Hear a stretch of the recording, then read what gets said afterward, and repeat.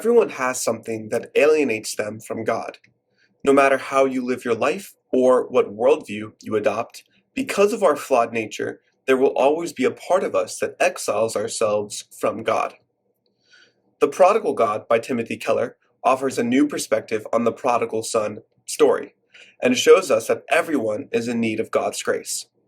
Whether they are as close to perfection as the older brother, or as far away from all morals and ideologies as the younger one, without God, they are still distanced from Him in one way or another. This book has a valuable message for everyone, whether you are a long-standing Christian or are new to the faith. In this current society, whether one adopts the lifestyle of the older or younger brother, they will be tempted to believe that they are the ones in the right. In reality, we must realize that we are all fallen and in need of God's grace. As believers, we must be accepting of one another with the knowledge that we are all flawed and in need of God's grace. Let's jump right on into the movie example, In Her Shoes. This is a 2005 film and is a story of two opposite sisters. The pretty younger sister, Maggie, is an irresponsible partier who was kicked out of her father's house. Rose, the older sister, is a straight-laced and practical and hard-working lawyer. The two sisters are at complete odds at the beginning of the movie, unable to get along with each other in any way. As the film continues, however, the sisters slowly begin to understand each other better, and as they recognize their own flaws too. By the end of the movie, both sisters learn that they are flawed in their own ways, and they end up loving each other for who they truly are. Now let's look at the Prodigal God, chapter 3. It is hard to imagine just how severe the younger brother's sins really were. Redeemer Church, a part of the missional denomination, says, quote, "What this son does is absolutely outrageous. It's outrageous what he asks for. He asked for his father to give him his inheritance, and it was essentially, especially in that day and time, saying, quote, 'Dad, I wish you were dead. Just give me my money. I'm done. I'm leaving.'" End quote. While the younger brother's sins may be more blatant in his clear disrespect and disdain for his father and his possessions, the older brother commits a sin of equal proportion. On the outside, the older brother seems to illustrate perfection. He remains faithful to his father for all of the years that his younger brother is squandering his inheritance.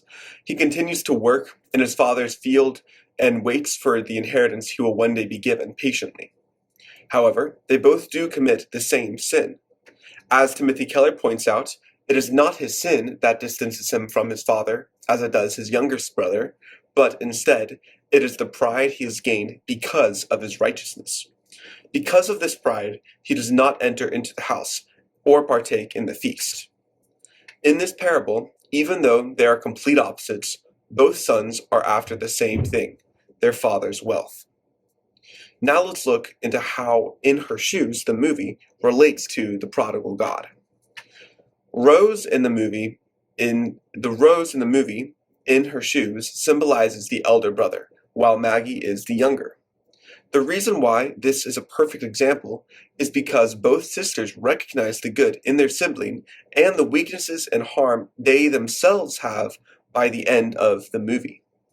The parable of the prodigal son is the same in that both brothers have committed the same sin, just in different ways. Just like the two brothers from the parable, both sisters are flawed in their own ways. Rose was disciplined and had better control over her life. Because of this, however, she had also gained a certain amount of pride and disdain for those who had not achieved what she had. Maggie believed that her lifestyle was the best, and those who didn't partake in it were stuck up and overbearing. In the beginning of the movie, both are blind to their own faults and are highly aware of the weaknesses that the other possesses.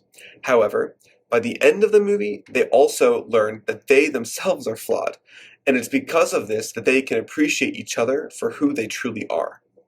Now let's look into how this actually applies to ourselves. We can apply these principles to our own lives using the parable of the prodigal son and the movie In Her Shoes to understand that every human is inherently flawed, including ourselves, and that we have no right to judge others for their sins. We must understand that even if we live a life following God and His commandments, we need God's grace just as much as anyone else because of our sin nature. Just like the older brother, if we cannot recognize our sins and our flaws, we won't be able to enter our Father's feast. In conclusion, In Her Shoes and The Prodigal God serves as a reminder to us that we cannot look down on others for the wrongs that they have done, when we ourselves are in just as much need for God's grace as anyone else.